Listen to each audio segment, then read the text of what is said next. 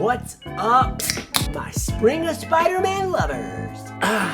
Spring of Spider-Man is in full effect, and today on the channel, I'm going to talk about one of the greatest shows and greatest characters of all time. Hashtag Spring of Spider-Man. Yippee!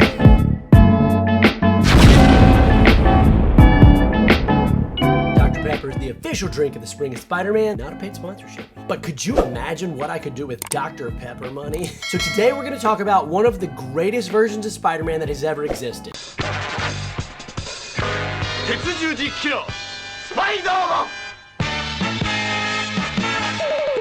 Supaidaman, also known as Japanese Spider-Man. Way back in 1978, Marvel licensed out the character of Spider-Man to Toei Company of Japan, and they aired a 41-episode, little-known series about a character named Spider-Man, and that's about where the similarities stop. This Spider-Man was a character named Takuya Yamashiro, who had a very unique power set. I'm gonna do my best to give you a quick 1-minute summary of this character, his powers, and his relevance to today's comic book Spider-Man landscape. Spiderman! So Takuya Yamashiro was just a regular guy who discovered an alien from the planet Spider. The alien gave Takuya some of his blood. He was the last of the planet Spider, and his blood gave him some crazy, unique powers. Now, of course, it came with the standard Spider-Man fare of powers. Super strength, healing a little bit faster, super reflexes, spider sense, and the ability to create web lines, though they're really just rope.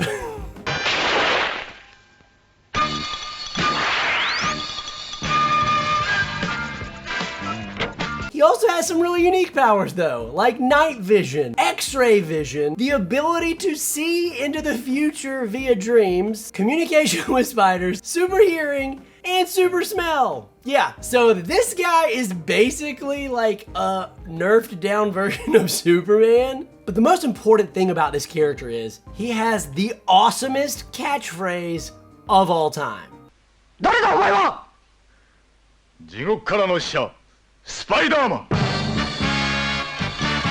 Unfortunately, for the longest time, this show was really just a rumor or a low quality version you could find on the internet because there was no easy access to it until the last decade or so when they finally put out a DVD so you could actually purchase the episodes and watch them. I haven't watched all the episodes, but I have watched a good bit of them, and let me tell you, they're freaking amazing. Along with all those powers, something unique about this show is when they were fighting the villain, Professor Monster. Not a joke, the actual name. Professor Monster would make these monsters grow giant, and Supaidaman would have to summon a ship that would transform into a giant freaking robot.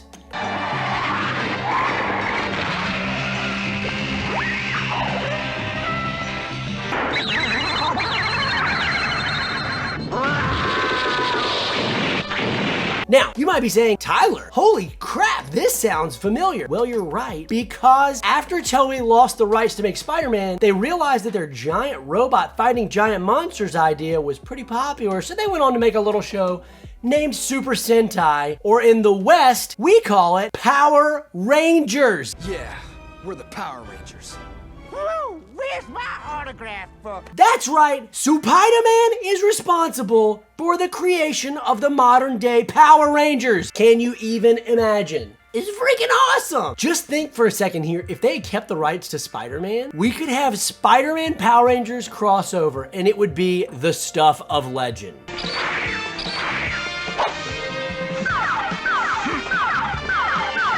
So this character lay dormant for decades, and most recently was brought to life in the 2016 comic book event, Spider-Verse. Into the Spider-Verse brought him into the 616 comic universe, as well as Leopardon, his Zord, and it was awesome! So I am so hopeful that in the very least, if he's not used in the comics, that he shows up in Into the Spider-Verse 2, the movie. That would be amazing! Anyway, that's a brief history on who Supaidaman is. The awesomest toy I got, Supaidaman.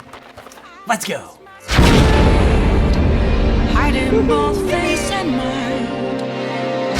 You to drown. 国に命をかける男、スパイダーマン。